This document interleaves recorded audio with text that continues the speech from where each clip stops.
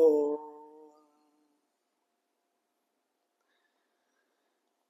मेरे पड़ोस में एक 10वीं की छात्रा ने कुछ दिन पहले आत्महत्या कर ली। वो एक दुखद घटना है। मैं उस घटना के बाद काफ़ी समय तक विचार करता रहा। तो वो जो विचार है, जो मेरे मस्तिष्क में आया है, वो मैं आपको बताना चाहता हूँ।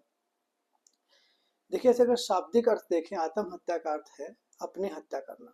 अपनी मतलब स्वयं की। स्वयं मीन्स मैं, आत्मा। तो आत्मा की हत्या कोई कर नहीं सकता है। आत्मा तो अजर अमर है, वह न पैदा होती है न मरती है। यह हमारे धर्मशास्त्र बताते हैं, जो कि पूर्णतः सत्य है। शरीर की हत्या इसको कह सकते हैं। और अभी क्योंकि समाज में इसका जो शब्द है वह आत्महत्या ही प्रचलित है, तो हम उसी शब्द को लेकर चलेंगे। तो आत्महत्या करने के पीछे कई कारण हो सकते हैं, कुछ भी कारण हो सकता है।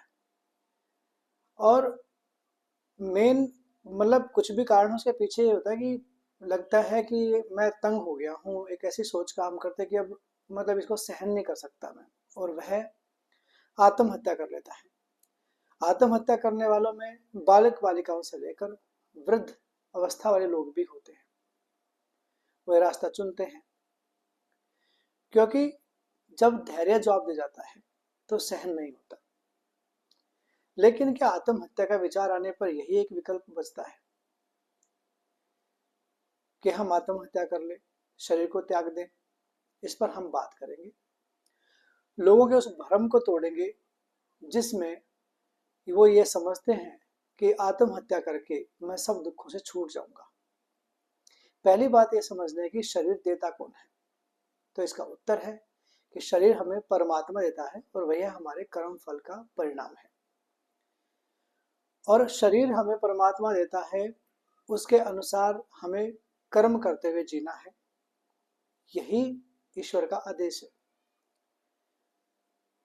इस बीच में आप इसको ऐसे समझेंगे कि जैसे ये संसार है तो भवसागर है, और इसमें हम सब आत्माएं अनेक रूपों में, कोई पशु, कोई पक्षी, कोई जलचर, कोई थलचर के रूप में यहाँ पर जीवित है। और हर शरीर के लगभग लगभग अनुमानित आयु है। जैसे कुत्ते की 7-8 साल है, घोड़े की 10-12 साल है, ऐसे ही मनुष्य की अप्रोक्स 100 साल मानकर चलते हैं।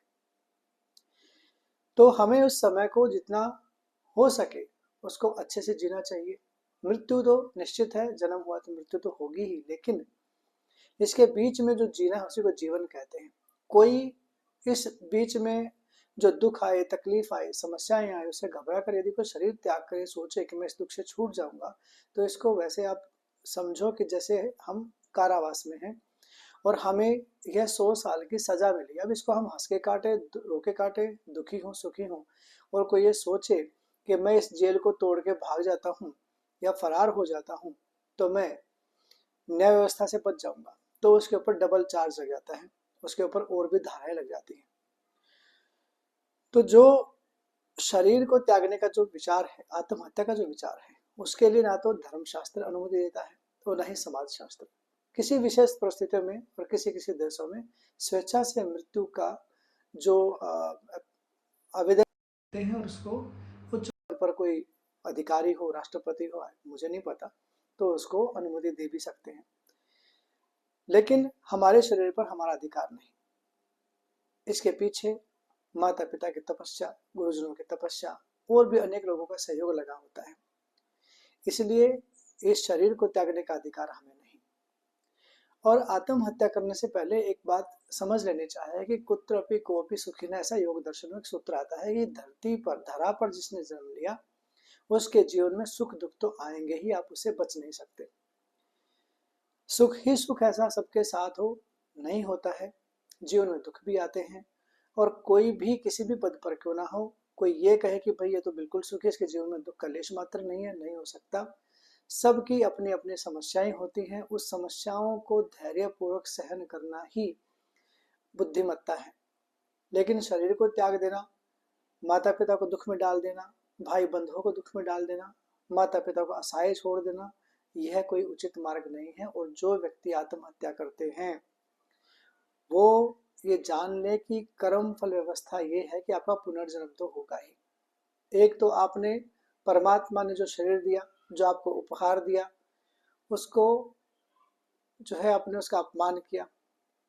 दूसरा, आपके जो इस जन्म के कर्म फल भोगने थे वह भी अधूरे रह गए, तो फिर इसका अपराध जो किया उसका भी दंड मिलेगा, और जो बाकी आपको समय बिताना था, जो कर्म फलों को भोगना था, वह भी बाकी रहा।